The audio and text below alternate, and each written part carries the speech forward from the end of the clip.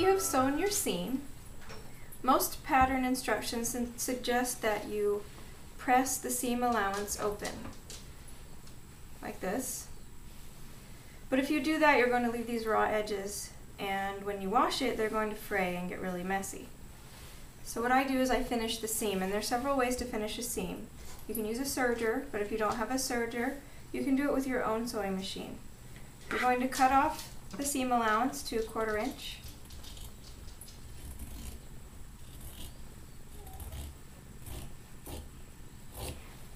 And then we're going to zigzag along that edge. Now that we have cut off our seam allowance here to 1/4 inch, we need to zigzag across the edge of the fabric. Now, in order to do that, you need to know how to change to a zigzag stitch on your machine. It's different on every machine, but mine, I'm just going to change it to number 4 because number 4 is my zigzag. The width that they offer as the default is just fine.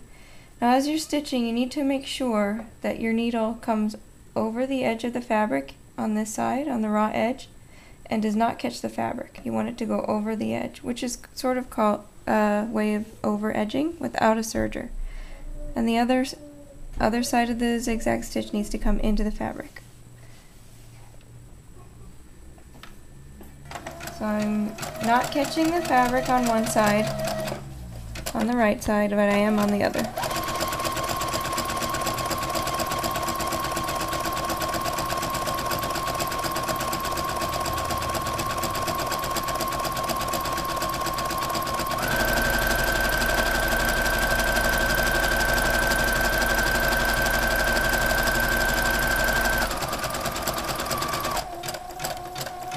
And I'm going to backstitch at the end as well as the beginning.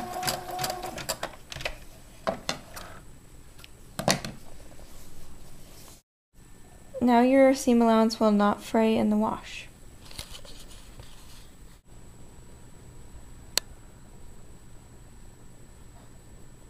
Now that you have finished this seam allowance with a zigzag stitch, it's time to press your seam open.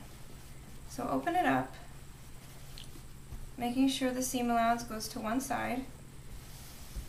I'm going to press this with an iron with no steam.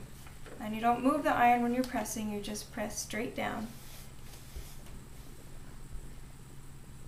Steam will warp your seam, so will moving the iron around too much. So we just press it down so it's nice and open like this.